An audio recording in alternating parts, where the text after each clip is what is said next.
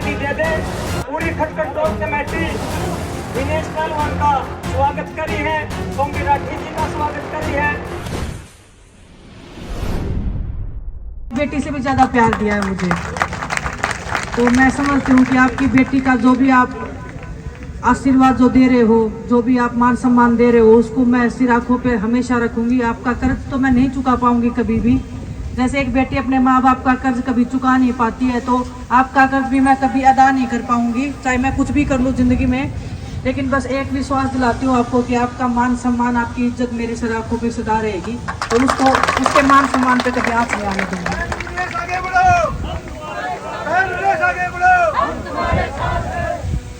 जितने इतने हमारे किसान शहीद हुए थे, किसान परिवार से मैं खुद आती हूँ, तो मुझे बहुत दुख होता है। जब भी आप सब लोग आंदोलन में बैठे थे तो बच्चे थे, समझ में नहीं आ रहा था, लेकिन बहुत दुख होता था। मुझे नहीं पता मैं कितनी बार रोई होंगी आप सबकी फोटोज देख के, वीडियोस देख के, कि ऐसे क्यों दुखी कर रहे हैं सभी लोग। लेकिन कभी कभी ऐसे होता है कि इंसान के हाथ में कुछ होता नहीं है, बस हम बेबस लाचार महसूस कर सकते हैं। और उस टाइम पे मैं जितना कर सकती थी, जितना मैं साथ खड़ी हो सकती थी, उतना मैंने अपना बेस्ट करने का ट्राई किया।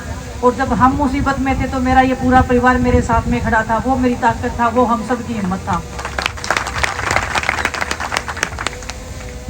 आपका प्यार, आपका सम्मान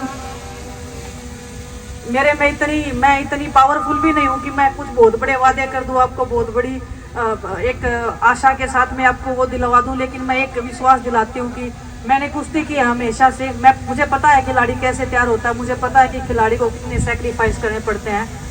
इस जीत की धरती में मुझे पता है बहुत ताकत है, बहुत हिम्मत है, और बहुत जुझारू और बहुत लड़ाके किस्म के लोग रहते हैं। तो मैं चाहती हूँ कि यहाँ से भी वो खिलाड़ी निकले, यहाँ से वो मेडलिस्ट निकले जो ओलंपिक्स में, जिसमें मैंने कमी छोड़ दी है। मैं चाहती हूँ कि मेरे आने वाले बहन भाई जितने भी हैं, उनको जो भी मेरे से मैं जितना हो सकता है, मैं एज ए खिलाड़ी मैं जो सिखा सकती हूँ। मुझे कुश्ती आती है, लेकिन खिलाड़ी के तौर पर मैं मानसिक रूप से मैं क्या हेल्प कर सकती हूँ, वो हर एक खेल में उनको मदद कर सकती हूँ।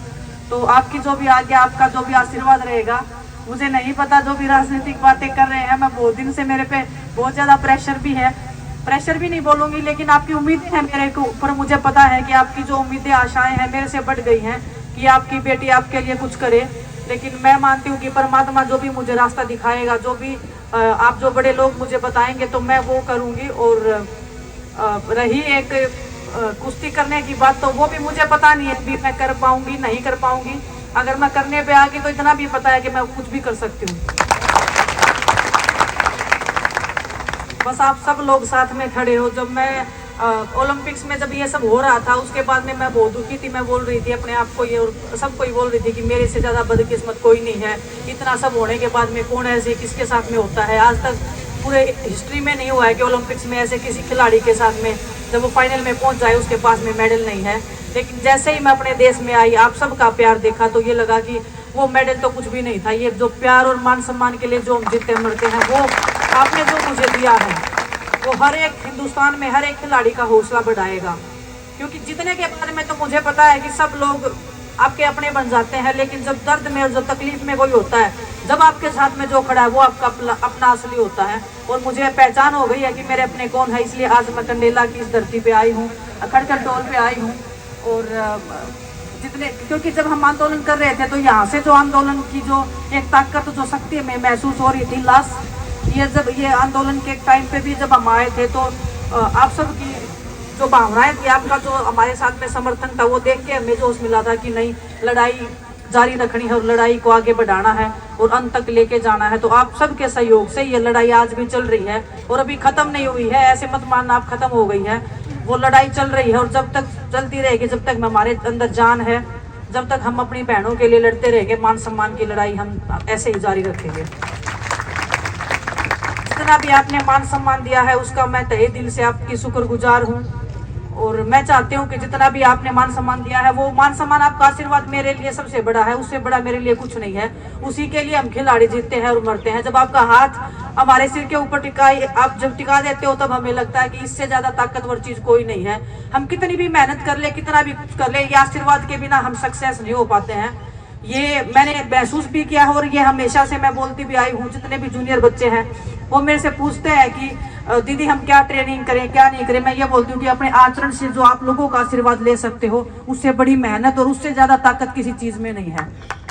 तो बस मैं अभी जितना भी आप सब ने मान सम्मान दिया है, मैं चाहती हूँ कि मैं खड़का टोल के ऊपर वो आप इन सब के सामने आप सबको मैं समर्पित करके जाती हूँ। और जो हमारे परिवार के जो लोग शहीद हो गए थे उस आंदोलन में, उनके सहयोग में आप जितना भी मैं अपना कंट्रीब्यूशन दे सकती हूँ तो वह मैं अपना देने की कोशिश करूँगी। और मेरे पूरे परिवार को मेरी तरफ से श्रद्धांजलि। लास्ट टाइम मैं नहीं आ पाई थी, उसका मुझे खेद है, लेकिन मैं आपके मान सम्मान के लिए लड़ रही थी, ये कुश्ती कर रही थी मैं, इसलिए मैंने माफ़ी भी मांगी थी कि मैं जब नेक्स्ट टाइम जब ये कुश्तियाँ हो जाएंगी उसके बाद मैं ज़रूर आऊँगी।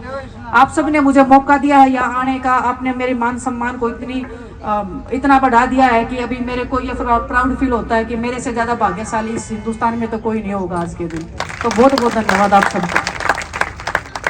अनीश भाई देखो, ये के लिए पहलवान जितनी भी राशि आप सब ने जुटाई वो यहाँ पे ही दे रही है। ये बोल रही है पहलवान भाई मनदीप, आपने बीचे में रोका, सुनो एक मिनट जी सारे।